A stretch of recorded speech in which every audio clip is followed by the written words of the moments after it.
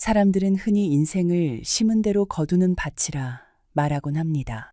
하지만 우리가 살아가는 세상은 때로 정직하지 않아 보일 때가 많지요. 악한 이가 득세하고 선한 이가 눈물 짓는 현실을 보며 우리는 묻습니다.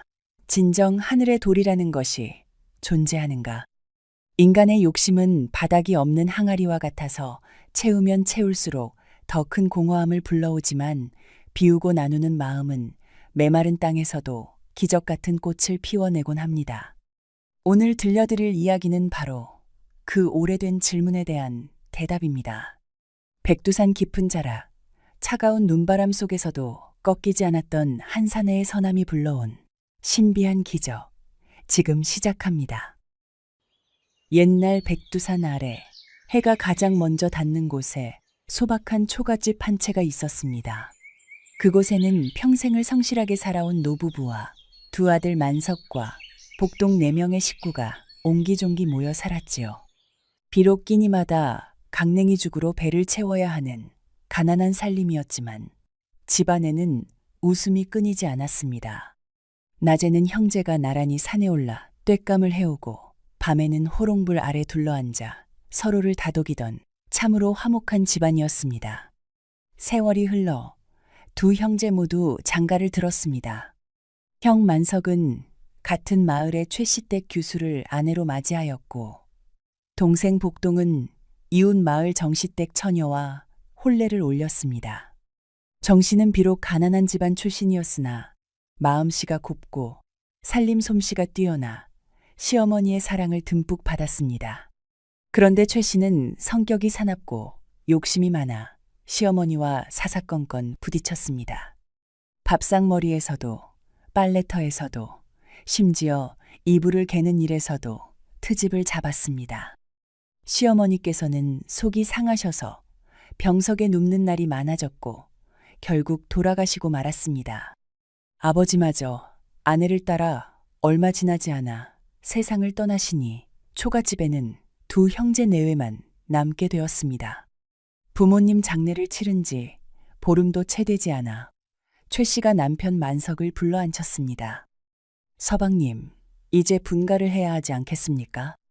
분가라니 갑자기 무슨 소리요? 보세요. 이 집이 조그만 집에 부엌 하나뿐인데 네 식구가 어찌 살겠습니까? 게다가 저는 몸이 약해 농사일도 못하니 우리 내외가 이 집을 물려받는 게 당연하지 않겠습니까? 만석은 아내의 말에 고개를 끄덕였습니다. 평소 아내에게 꼼짝 못하는 그였기에 동생에게 분가 이야기를 꺼내기가 영 불편하였습니다. 그날 저녁, 온 가족이 저녁상 앞에 둘러앉았을 때 최 씨가 갑자기 눈물을 뚝뚝 흘리기 시작하였습니다. 아이고, 도련님 내외분, 저를 어찌하면 좋겠습니까? 정 씨가 놀라 물었습니다. 형님, 왜 그러십니까? 무슨 일이십니까? 제가 몸이 약해 농사일을 못하니 이 집안 살림은 오로지 서방님 어깨에 달렸습니다. 그런데 이 좁은 집에서 네 식구가 어찌 살겠습니까? 가진 것이라곤 이 허름한 초가 2칸뿐인데 조카도 없는 형편에 집을 어찌 나누겠습니까? 최 씨가 더욱 서럽게 울자 정 씨가 남편 복동을 바라보았습니다. 복동은 잠시 생각에 잠기더니 입을 열었습니다. 형님, 형수님, 울지 마십시오. 저희 부부가 나가겠습니다. 만석이 깜짝 놀라 동생을 바라보았습니다. 아니, 복동아, 그게 무슨 소리냐? 형님, 저희 부부는 혼인한 지 5년이 넘도록 슬하에 자식이 없지 않습니까? 부모님께서 남기신 이 집은 당연히 대를 이을 형님께 드려야지요. 마침 마을 어귀에 버려진 토담집이 있으니 저희가 그곳으로 가겠습니다. 정 씨도 남편의 말에 고개를 끄덕이며 말하였습니다. 그러하옵니다, 형님. 손을 좀 보면 사람 살만할 것입니다. 저희가 돈을 모아 고치면 되니 너무 걱정 마십시오. 다만 조카만은 굶기지 말아 주십시오. 최 씨는 속으로 쾌재를 부르면서도 겉으로는 눈물을 훔치며 말하였습니다.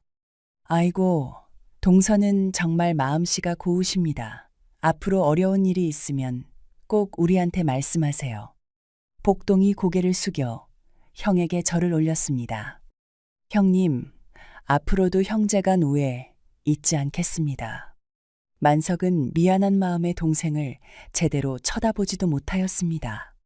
며칠 후 복동 부부는 보따리 하나 달랑 메고 마을 어귀 폐가로 이사를 갔습니다.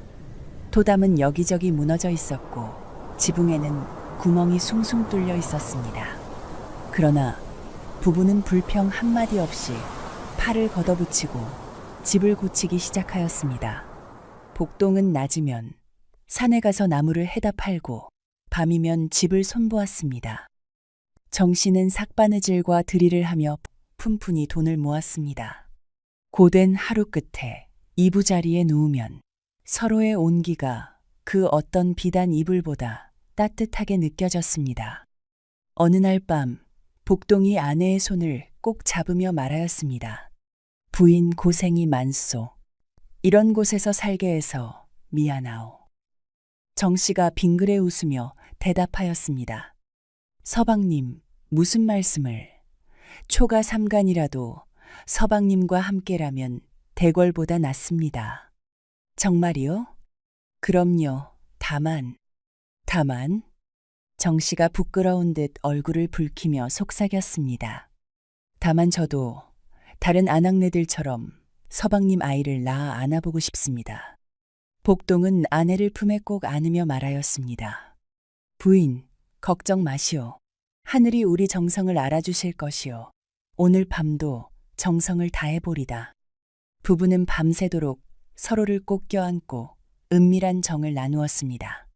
비록 낡은 토담집이었으나 그 안에서 피어나는 사랑의 열기는 한겨울 추위도 녹일 만큼 뜨거웠습니다.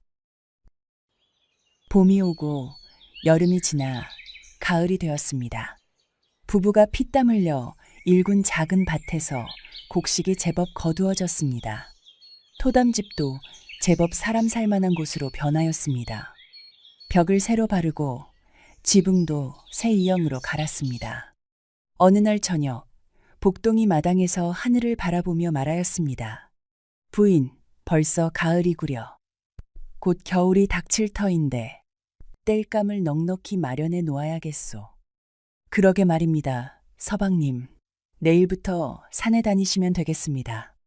그래야지요.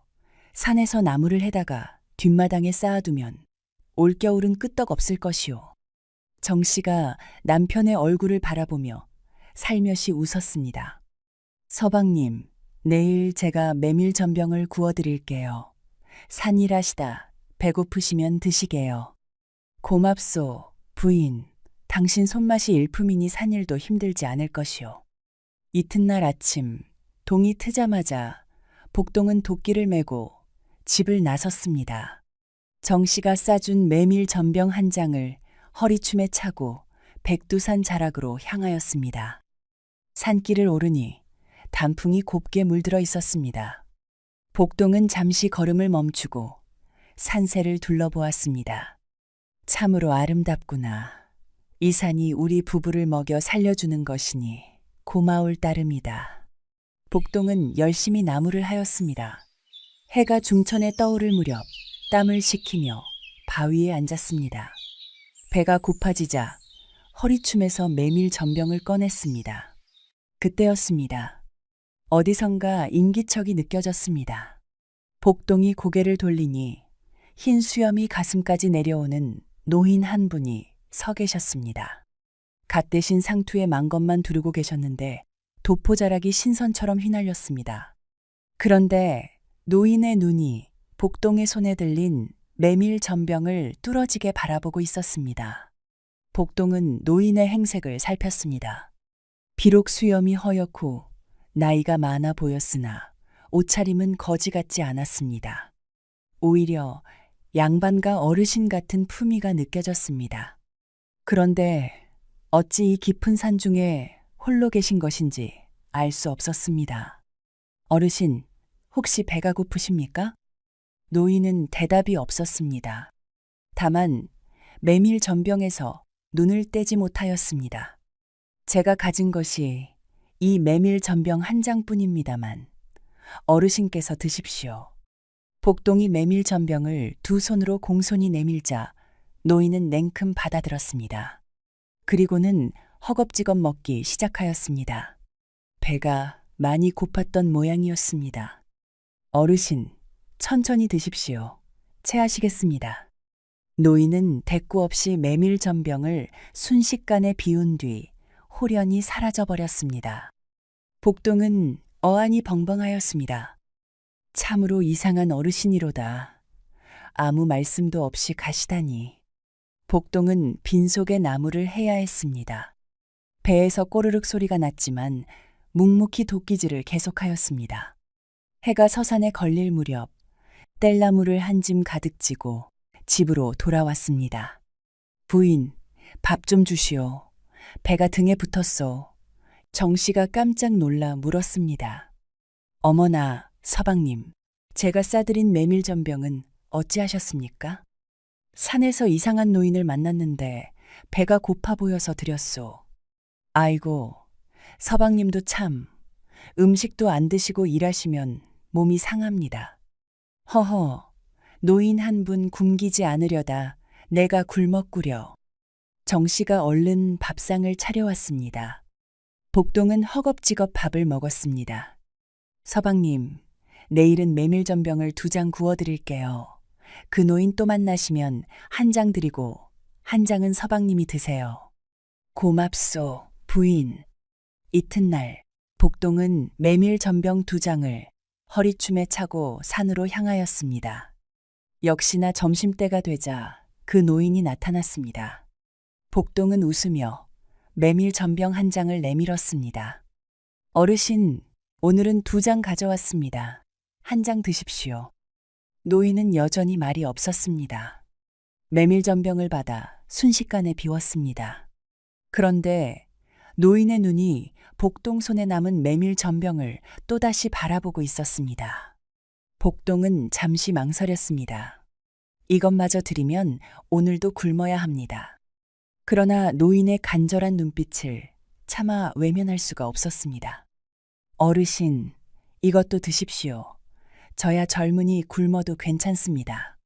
노인은 2번째 메밀전병도 허겁지겁 먹어치웠습니다. 복동이 물었습니다. 어르신, 혹시 어려운 일이 있으십니까? 어디 사시는지 말씀해 주시면 제가 모셔다 드리겠습니다.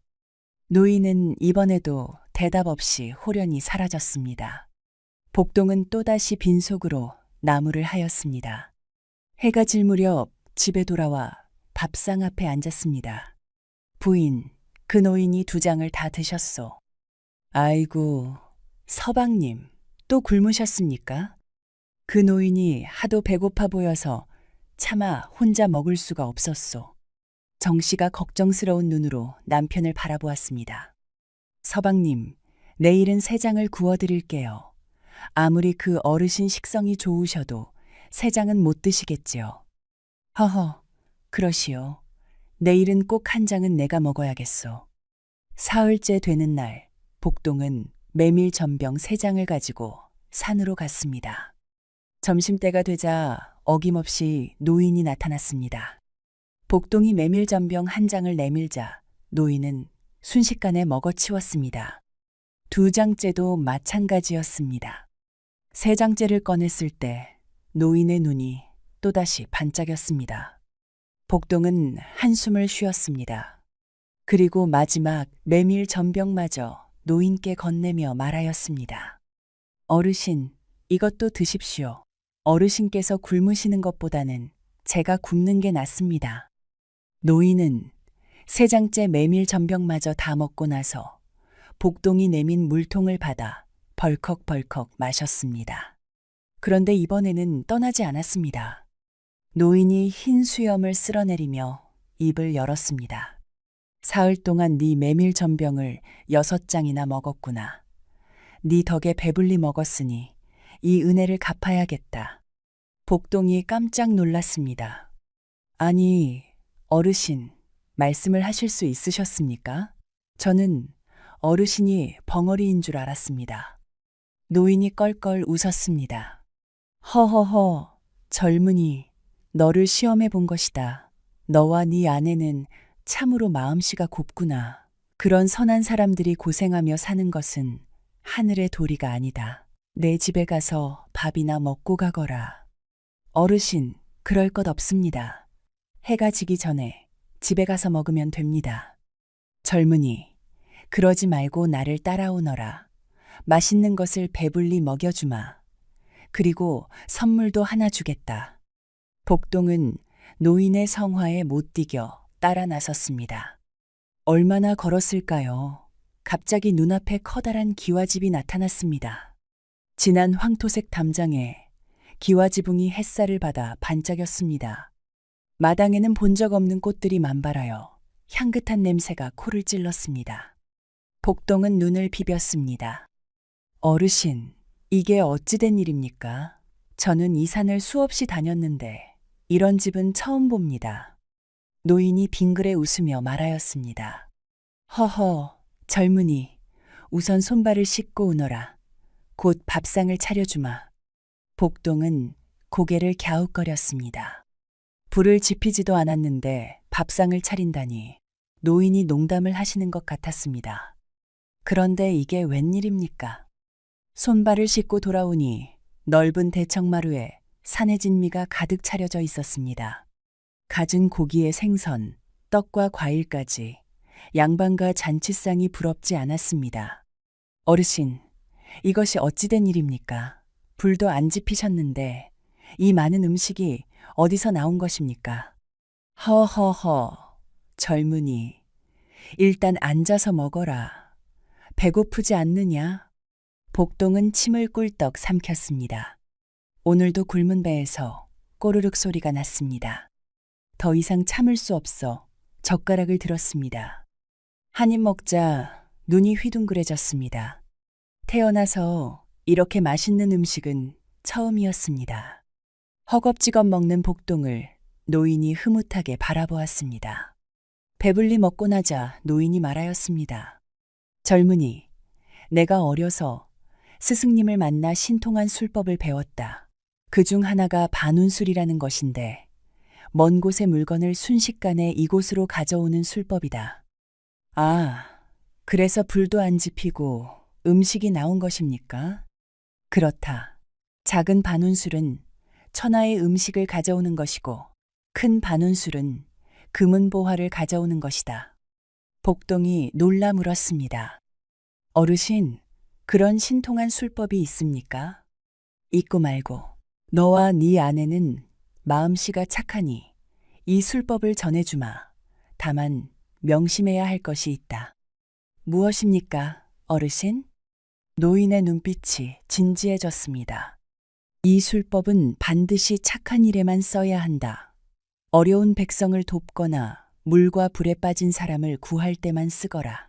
만약 욕심을 부려 함부로 쓰면 술법이 풀려버릴 것이다. 명심하겠습니다, 어르신. 노인은 복동에게 반운술의 비법을 알려주었습니다. 복동은 정신을 바짝 차리고 하나하나 새겨들었습니다.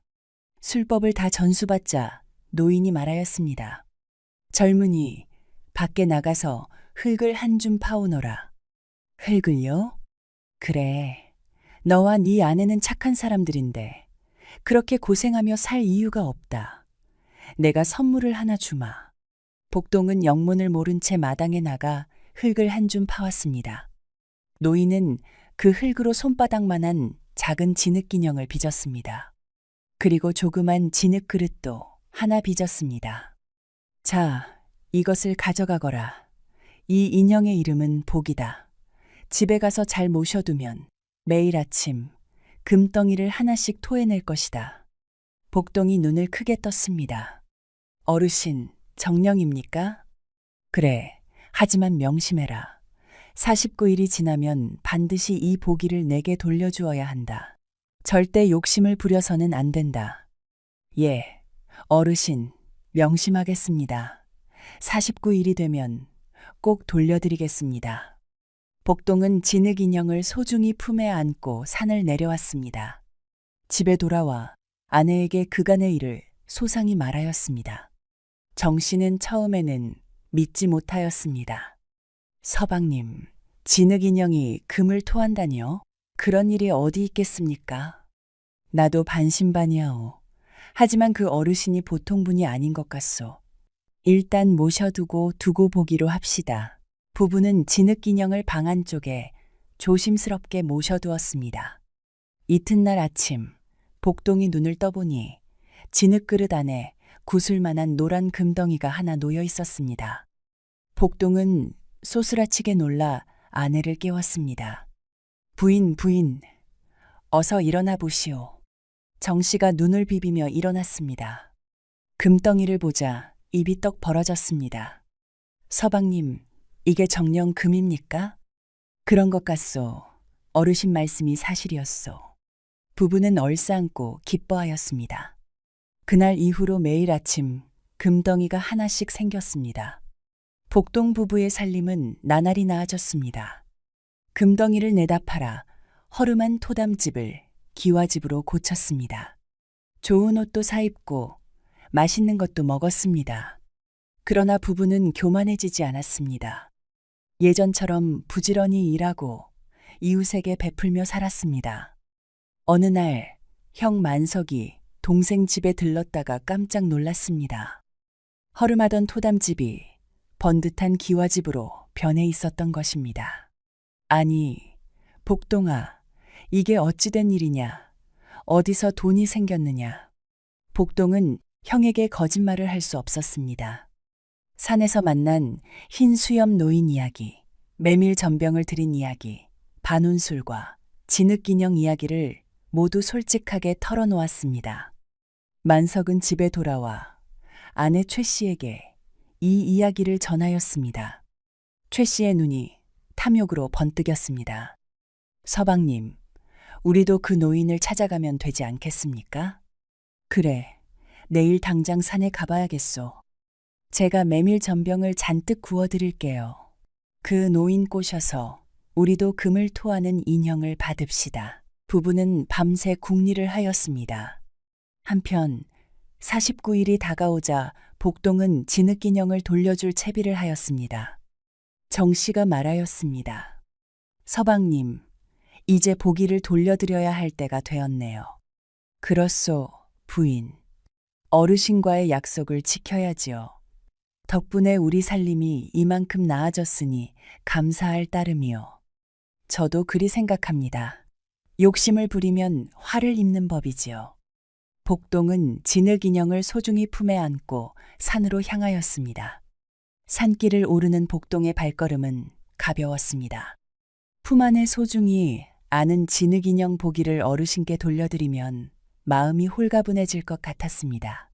그때 맞은편에서 누군가 헐레벌떡 뛰어오고 있었습니다.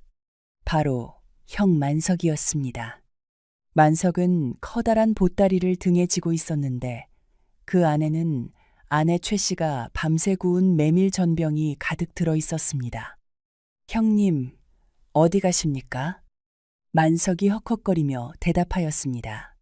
나도 그 노인을 만나러 가는 길이다. 너는 어디 가느냐? 저는 보기를 돌려드리러 가는 길입니다. 오늘이 49일째거든요.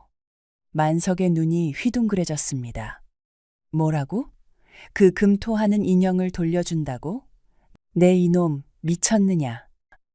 형님, 어르신과 약속을 하였습니다. 49일이 지나면 돌려드리기로요. 이 바보 같은 놈아, 그까진 약속이 뭐가 중요하냐? 그냥 안 돌려주면 되지 않느냐? 복동이 고개를 저었습니다. 형님, 그러면 안 됩니다. 어르신께서 베풀어 주신 은혜를 저버릴 수 없습니다. 저는 약속을 지키겠습니다. 에이, 이 고집불통 같으니라고. 그럼 나한테 줘라. 내가 잘 모시마. 안 됩니다, 형님. 이건 제가 돌려드려야 합니다. 복동은 형의 만류를 뿌리치고 산길을 계속 올라갔습니다. 만석은 발을 동동 구르다가 동생을 뒤쫓았습니다. 야, 복동아, 기다려라. 그러나 복동의 걸음이 더 빨랐습니다. 만석은 등에 진 무거운 보따리 때문에 동생을 따라잡을 수 없었습니다. 결국 만석은 보따리를 길가에 내려놓고 동생을 쫓아갔습니다. 복동이 산 중턱에 이르자 저 멀리 흰 수염 노인이 서 계셨습니다. 복동은 반가운 마음에 달려갔습니다. 어르신, 약속대로 보기를 돌려드리러 왔습니다. 노인이 빙그레 웃으며 말하였습니다. 오냐, 착한 젊은이로구나. 약속을 지키다니 기특하다. 복동이 진흙 인형을 공손히 건네자 노인은 그것을 받아들었습니다. 그 순간 노인의 모습이 아지랑이처럼 흐릿해지더니 순식간에 사라져버렸습니다. 노인이 서 있던 자리에는 아무것도 남아있지 않았습니다. 복동이 놀라 두리번거리는데 뒤에서 형 만석이 헐떡이며 도착하였습니다. 복동아, 그 노인 어디 갔느냐? 방금 사라지셨습니다, 형님. 뭐라고? 에이, 이 바보야. 네가 인형을 돌려주는 바람에 노인이 가버렸잖아. 만석은 땅을 치며 분해하였습니다. 그때 어디선가 노인의 목소리가 들려왔습니다. 거기 덩치 큰 젊은이, 네가 이 아이의 형이냐? 만석이 사방을 둘러보았습니다.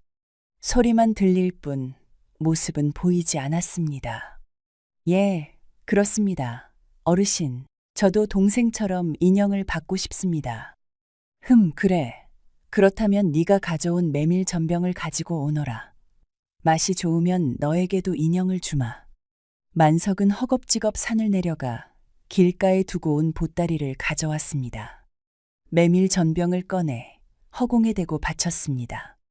어르신, 여기 있습니다. 아내가 정성껏 구운 것입니다. 메밀 전병이 허공으로 둥둥 떠오르더니 어디론가 사라졌습니다. 잠시 후 노인의 목소리가 다시 들렸습니다. 맛은 괜찮구나. 좋다. 너에게도 인형을 주마. 흙을 파오너라. 만석의 눈이 번뜩였습니다. 그는 욕심이 발동하여 엄청나게 많은 흙을 파기 시작하였습니다.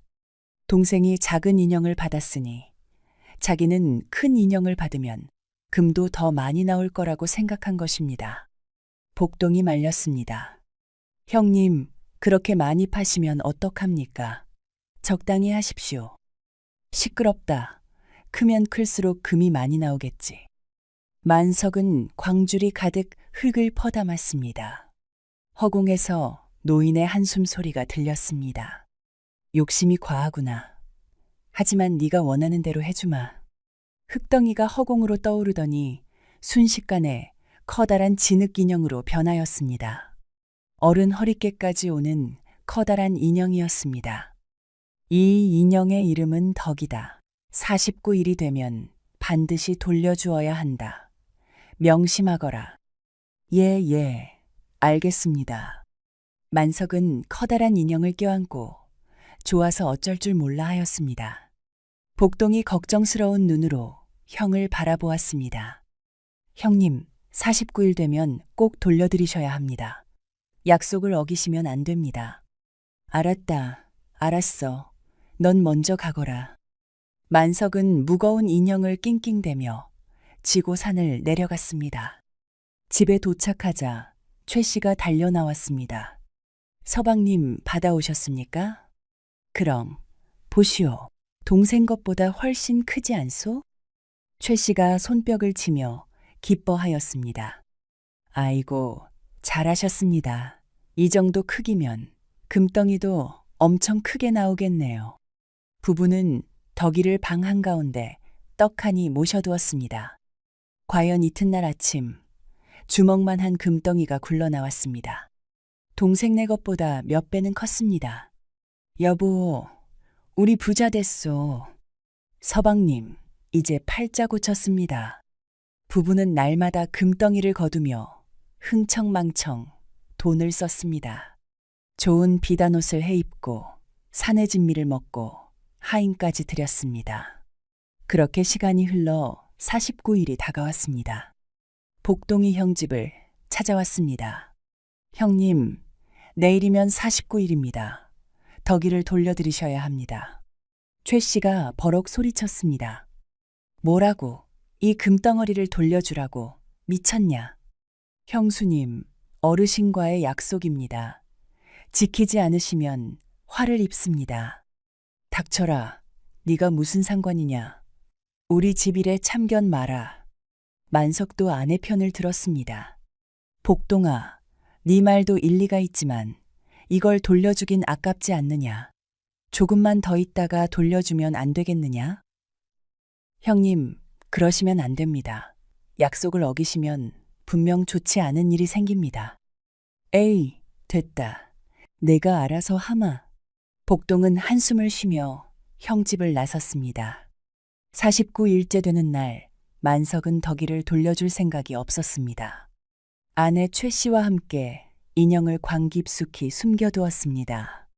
그런데 그날 오후 갑자기 하늘이 시커멓게 변하더니 천둥 번개가 치기 시작하였습니다. 장대 같은 빗줄기가 쏟아져 내렸습니다. 비바람이 어찌나 거센지 광지붕이 날아가 버렸습니다. 아이고, 큰일 났소. 덕이. 만석이 광으로 달려갔습니다. 하지만 이미 늦었습니다. 커다란 진흙인형 덕이는 빗물에 녹아 흙탕물이 되어 있었습니다. 으아, 내 덕이, 내 금덩이. 만석은 바닥에 주저앉아 통곡하였습니다. 최 씨도 달려와 울부짖었습니다. 아이고, 이게 무슨 날벼락입니까? 서방님, 어떡하면 좋습니까? 만석이 갑자기 무릎을 탁 쳤습니다. 맞다, 반운술. 그 노인이 반운술도 가르쳐 줬잖아. 나도 그걸 쓰면 되잖아. 최 씨의 눈이 반짝였습니다. 그래요, 서방님. 반운술로 금은보화를 가져오면 되지 않겠습니까? 만석은 동생에게 들은 반운술 비법을 떠올렸습니다. 그날 밤 부부는 반운술을 시험해 보았습니다. 놀랍게도 정말로 어디선가 금은보화가 날아들었습니다. 됐소. 성공이요. 서방님, 더 가져와요. 더. 부부는 밤새도록 반운술을 부려 금은보화를 끌어모았습니다. 날이 밝을 무렵 방 안은 금과 은으로 산을 이루었습니다. 그런데 그들이 모은 금은보화는 하늘에서 뚝 떨어진 것이 아니었습니다. 이웃마을 부자들의 집에서, 양반댁 창고에서, 심지어 관아의 곳간에서 날아온 것이었습니다. 이튿날 아침 온 고을이 발칵 뒤집혔습니다. 여기저기서 도둑 맞았다는 아우성이 터져 나왔습니다. 사또께서 대노하시어 포졸들을 풀어 도둑을 잡으라 명하셨습니다. 포졸들이 집집마다 뒤지기 시작하였습니다. 만석 부부는 황급히 금은보화를 숨기려 하였으나 워낙 양이 많아 다 숨길 수가 없었습니다. 여봐라, 이 집에서 수상한 냄새가 난다. 포졸들이 만석의 집에 들이닥쳤습니다. 방 안에 쌓인 금은보화를 보자 포졸들이 소리쳤습니다. 여기다, 도둑놈을 잡았다. 만석 부부는 꽁꽁 묶여 관아로 끌려갔습니다. 사또께서 호통을 치셨습니다. 이놈들, 어디서 이 많은 금은보화를 훔쳐왔느냐. 바른 대로 불지 못할까. 만석이 억울하다는 듯 외쳤습니다.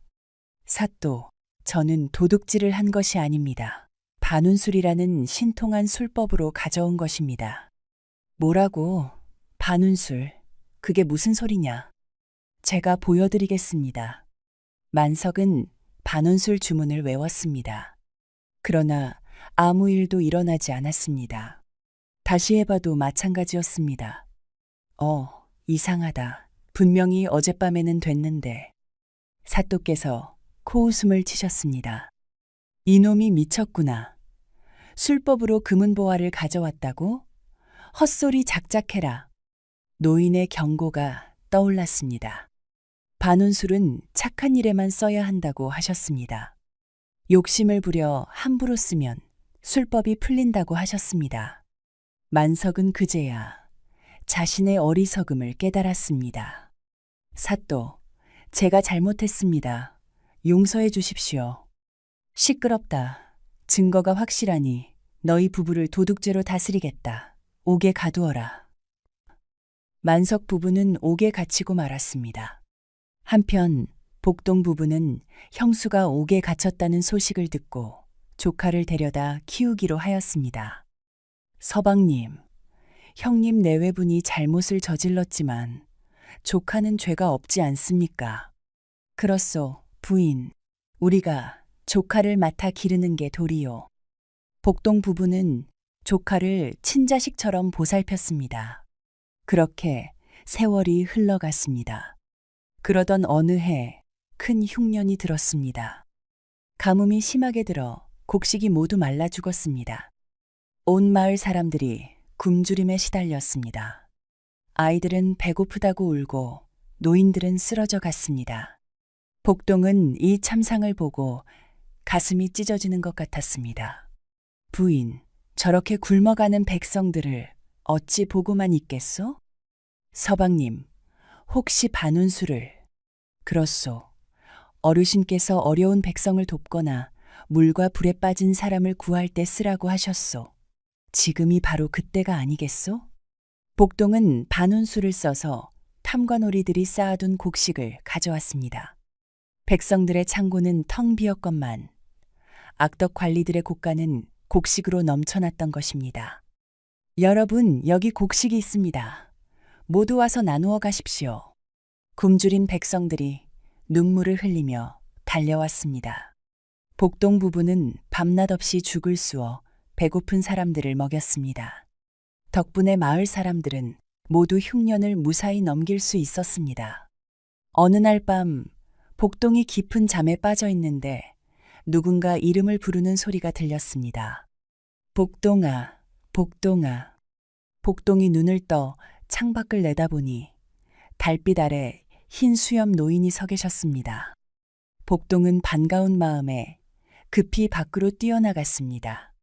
어르신, 그간 안녕하셨습니까? 노인이 빙그레 웃으며 말하였습니다. 착한 젊은이, 네가 반운술로 굶주린 백성들을 살렸다는 소식을 들었다. 참으로 장하구나. 어르신 덕분입니다. 어르신께서 가르쳐 주신 술법으로 사람들을 도울 수 있었습니다. 노인이 고개를 끄덕였습니다. 복동아, 사실 나는 평범한 사람이 아니다. 나는 백두산에서 천년을 수련한 산삼의 신령이다. 하늘의 정기와 땅의 기운을 받아 사람의 모습을 얻게 되었지. 복동이 깜짝 놀라 무릎을 꿇었습니다. 아이고, 어르신이 그런 분이셨습니까? 허허, 그리 놀라지 마라. 네가 착한 마음으로 굶주린 백성을 구했으니 나도 공덕이 쌓여 마침내 하늘로 올라가게 되었다. 떠나기 전에 내게 마지막 선물을 주려고 왔느니라. 노인이 자신의 흰 수염에서 가닥 2개를 뽑아 복동의 손에 쥐어주었습니다. 이것이 무엇입니까, 어르신? 너와 네 아내가 오랫동안 자식을 갖지 못해 애태우고 있음을 알고 있다. 내일 아침 이 수염을 다려 네 아내에게 마시게 하여라. 그러면 곧 기쁜 소식이 있을 것이다. 복동의 눈에서 눈물이 흘러내렸습니다. 어르신, 정말 감사합니다. 이 은혜를 어찌 갚겠습니까? 허허, 갚을 것 없다. 네가 착하게 살아온 것이 복을 부른 것이야. 앞으로도 이웃을 사랑하고 베풀며 살거라. 그것이 곧 나에게 은혜를 갚는 것이니라. 노인의 몸이 서서히 빛나기 시작하였습니다. 그리고 한 줄기 빛이 되어 하늘로 올라갔습니다. 복동은 그 자리에 한참을 서서 하늘을 바라보았습니다. 이튿날 아침, 복동은 손에 쥐고 있던 것을 살펴보았습니다. 흰 수염이 아니라 작은 산삼 2뿌리로 변해 있었습니다. 복동은 정성껏 산삼을 다려 아내에게 드렸습니다. 부인, 어젯밤 어르신께서 다녀가셨소. 이것을 드시면 우리도 아이를 가질 수 있을 거라 하셨소. 정 씨가 감격의 눈물을 흘리며 산삼 달인 물을 마셨습니다. 과연 얼마 지나지 않아 정 씨의 배가 불러오기 시작하였습니다. 10달이 찾아 건강한 아이가 태어났습니다. 으앙, 으앙. 우렁찬 울음소리가 집안을 가득 채웠습니다. 복동 부부는 아기를 안고 기쁨의 눈물을 흘렸습니다. 부인, 드디어 우리에게도 아이가 생겼소. 서방님, 어르신의 은혜입니다. 평생 잊지 않겠습니다. 복동 부부는 아들을 정성껏 키웠습니다. 조카도 친자식처럼 돌보아 형제처럼 우애 있게 자라게 하였습니다. 세월이 흘러 두 아이는 훌륭한 청년으로 성장하였습니다. 복동의 아들은 과거에 급제하여 좋은 벼슬을 얻었고 조카도 성실하게 살아 넉넉한 살림을 이루었습니다. 옥에서 풀려난 만석 부부는 동생 덕에 노후를 편안히 보낼 수 있었습니다. 그제야 만석은 자신의 잘못을 뉘우치며 눈물을 흘렸습니다. 복동아, 내가 잘못했다. 네가 형을 형으로 섬기지 않았는데도 끝까지 나를 버리지 않았구나. 형님, 형제간에 그런 말씀 마십시오. 앞으로 오래오래 사십시오. 복동 부부는 평생 이웃을 돕고 베풀며 살았습니다. 마을 사람들은 그들을 칭송하며 오래도록 기억하였습니다. 착한 마음으로 베풀면 복이 돌아오고 욕심을 부리면 화를 부른다는 것을 온 마을이 깨닫게 되었습니다.